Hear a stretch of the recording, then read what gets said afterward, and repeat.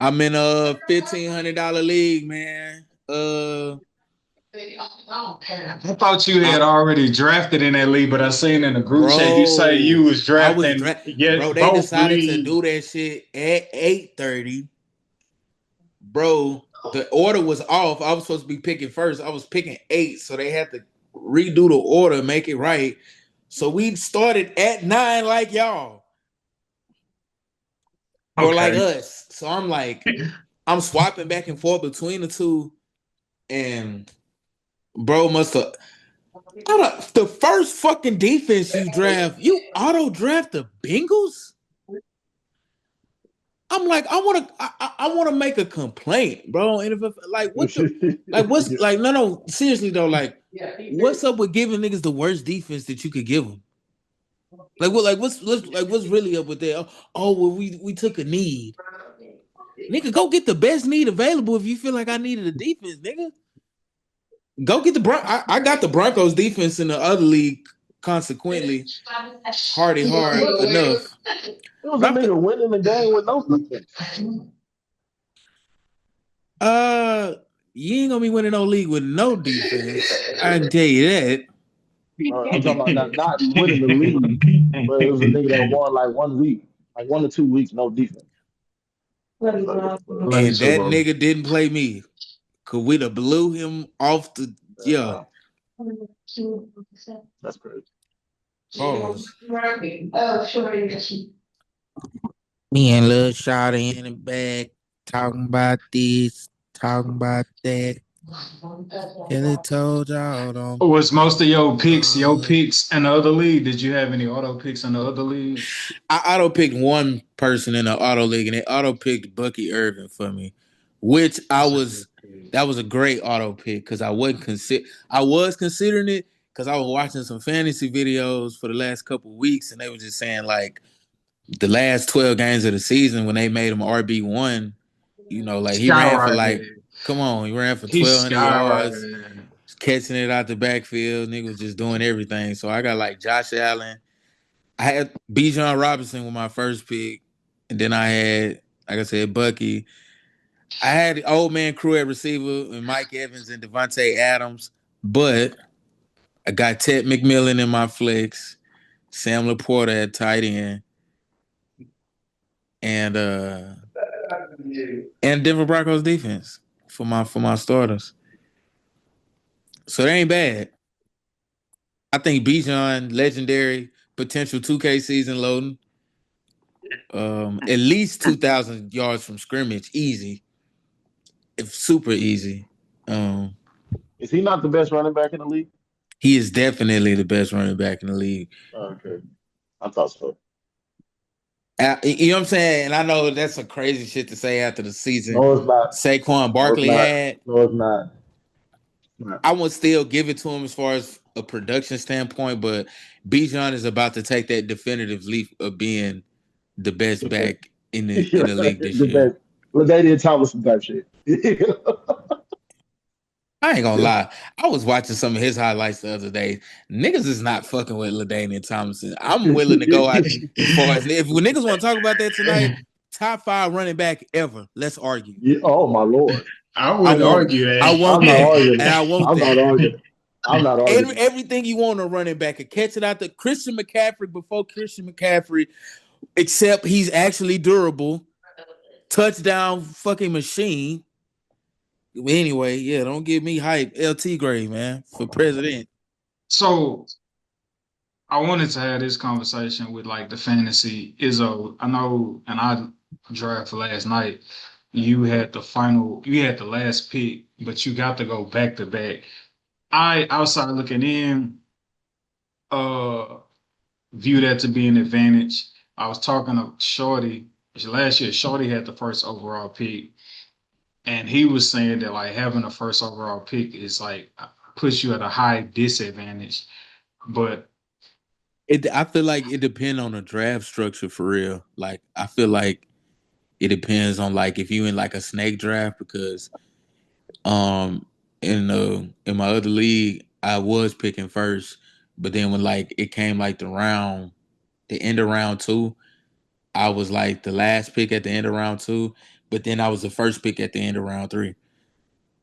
Mm-hmm. So if you really have a great plan of attack, you really can use it as an advantage because you're getting back-to-back quality picks, so which means you may have to draft something out of need that second pick because quality starts to come off the board really quick.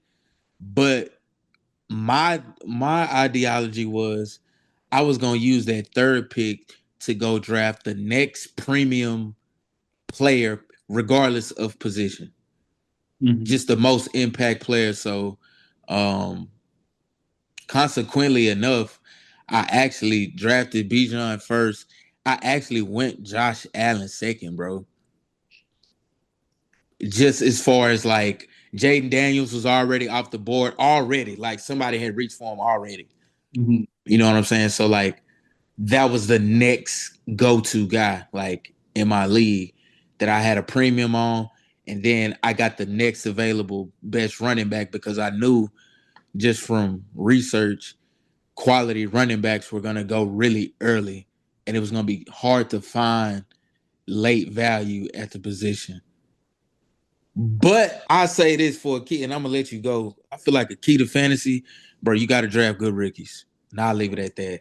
I drafted Ladd McConkey in my league last year, and he led me all the way to the finals. You know what I'm saying? He carried me a lot of weeks. And it's just about finding those diamonds in the rough. I think Ted McMillan is a prime example of that, a candidate of that. He's going to receive a lion's share of targets. He's going to be that. They're going to treat him like wide receiver 1. You know, when you draft a guy, he was top 10, top 15. Ted McMillan, Panthers wide out. Should have been first round for sure. Yeah, he was first round for sure, top 15. So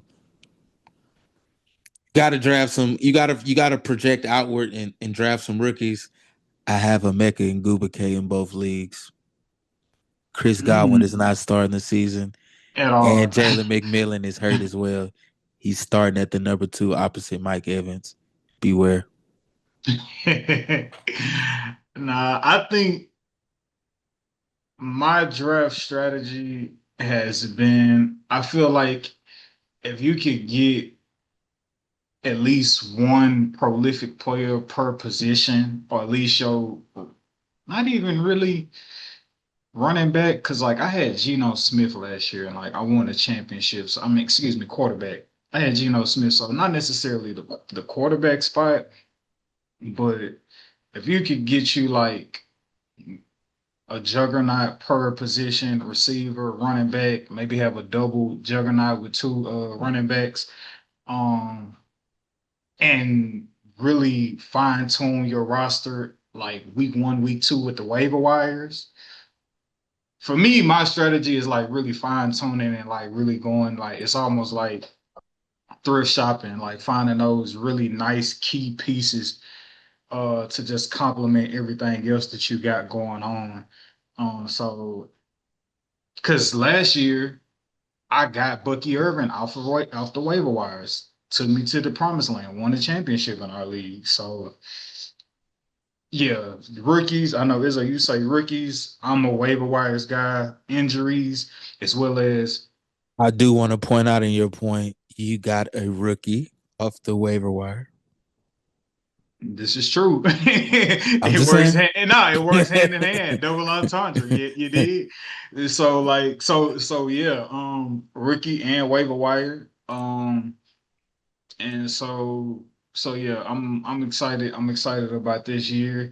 And also too, I was gonna say the reason I look at them waiver wires is because like every year you have turnover where marquee coach or marquee coordinator becomes head coach and somebody else you're filling in different positions. And so like it may be an up and coming booming coordinator that's using whatever player in the waiver wire to perfection and it's like turning them into an all pro guy.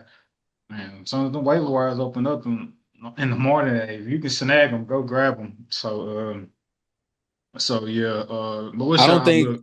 I don't think Darnell put any cap on the waiver wire, bro. I must have dropped and added 3 motherfuckers in the league already.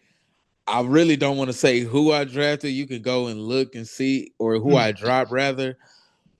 Really scared of that, bro. I feel like he got a potential to be.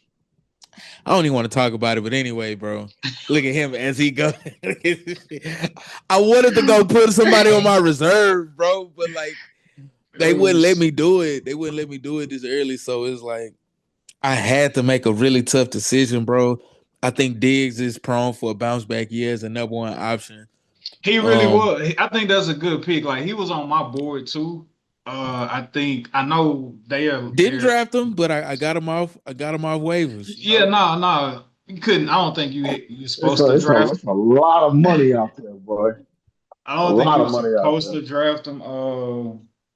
Yeah, no. Great value waiver wire addition, man. Yeah, I believe in Drake May.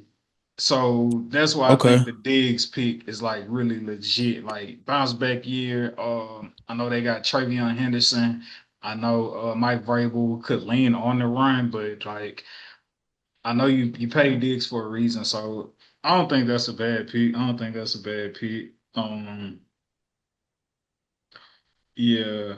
Speaking of that, I think Caleb Williams makes a leap this year due to Ben Johnson. Those last two preseason games from him looked really promising. I liked how he got rid of the ball, albeit preseason, but utilizing two tight end sets with Cole Kmet and Colston Loveland, tight end out of Michigan.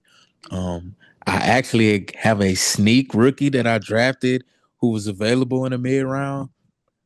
Tyler Warren, 6'6" tight end, 250 out of Penn State.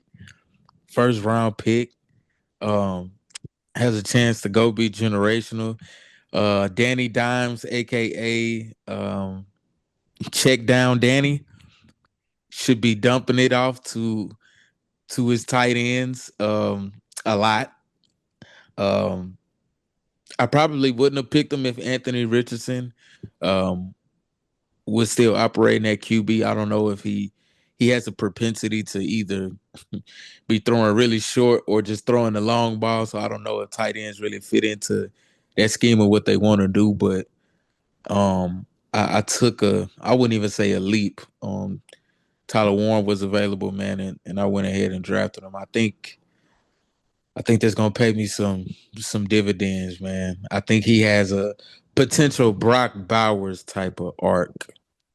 I know that's strong words, but walk with me for a second. Have some faith. What's your outlook on fantasy, Dacius? Right now I'm kind of on a revenge tour. So what kind of both of y'all said kind of was runner up last year, respectfully. Yeah, man, that bullshit. But anyway, what both of you guys said is kind of like a medal of both for me. I do understand that running backs go early, so you want to get you a marquee running back early. But if you can, also you want to get you somewhat of a marquee receiver as well. And then I kind of plug and play the receivers and the running backs and the flexes all throughout the year, which is kind of my plan. All throughout the year between waiver wires and what I got on the roster and who people let go, like really working it, pause, really working the game of fantasy football versus kind of like set and forget. And also, you are right, Sean Hart. It's the players that don't nobody know how they're gonna do in the league yet that really makes the difference. That kind of really like sets you apart from everybody else because you got sleepers. It's pretty much a game of sleepers, running backs, receivers, and that's pretty much it. You can get you a quarterback, a good, decent quarterback that's gonna put up numbers late in the draft. So you don't really want to waste those early picks on that. Well, I think it's important for anybody listening. Like, if you in a league, it's important to have some adaptability with your draft plan because plan B and plan C could go out the window really quick, and you got to be ready to again go for premium, next man up sort of deal to you. So you may have, it may call for you reaching early in order for you to secure some waning value that's leaving pretty fast. Well, I'm not saying too late, but I am saying I'm focusing on RB1, RB2, receiver one, really before I'm looking at a quarterback or, pretty much it. It's like kind of in that flow. I And I look at it like this: if you could get a dual threat quarterback who is going to give you a lot in the run game as well, as far as rushing yards and rushing TDs, I think you leap to, and you're more apt to be prone to a pretty good receiver as opposed to, oh man, he that nigga and he gonna give us a consistent output. So I think we saying the same thing. It's just yeah, because I feel like Penix Jr. could break out, and then whoever got him, go ahead. What was you saying? look at him. He like, No. you saying too much, you too loud. So nobody. That's one of the guys I had on my board. But I knew sometimes, like in the first couple of rounds, you can kind of see what people's minds are at, and it's just like, all right, he's not going to get picked just because you see like the landscape like unfolding. However, to compensate for not wasting a pick on him, you just go get his number one receiver, right? Yeah. So like that's how I played that. And to Izzo's point, talking about plan B or C going out the window, like you went Patrick and then you went Jacobs, and I really wanted Jacobs, and I was just like, all right, let's pivot. Like let's move on with life. Jacobs is going now. Yeah. So, There's a lot of people on the board that I was like, damn, they gone already. yo, was Baby picking her own picks, or were you picking her picks? She was. It's all her this time. Okay, that's what's I would, because I want to say maybe she had a I handful mean, of of course, auto picks. like we lobbied and shit, but that's it. Yeah, I was curious. I was just like, where's her picks at? Niggas was laughing at me like, the Bengals. Who's that? Chinese? I can't wait to play Chinese so I can smack bro by 30 and be like, the Bengals. Bro, because I was over here not for the say shit about it. I was over here not for the say shit. Nah, bro, it was all I come saw on, was, dog. Niggas gotta know me in the 5th, 6th round. Nah, nigga, I thought your ass was Adam Schefter. I said, this nigga knows something we don't know. Clearly. But you know what? My team ended up shaping out. I think Patrick Mahomes has a resurgence. I'm talking about at least 4,500 yards. I see that, bro. I see Worthy breaking out. I see Hollywood breaking out. I see the kid that they drafted out of Utah breaking out, Jalen Royal. Rice when he gets back from suspension, bro. Kelsey, he on his retirement tour. I ain't worried about him, but everybody else who I just named, bro, I'm definitely seeing it. I've been burnt by Patrick Mahomes in fantasy, and it's funny because it's the year, baby. This the comeback year. That nigga when he come back throwing out for 5,000 again, and niggas like, damn, what that shit was. He just ain't had the pieces. He got the pieces back. We got the band back together, guys. The boys are back in town. The boys back in town. The doors of the pod are open.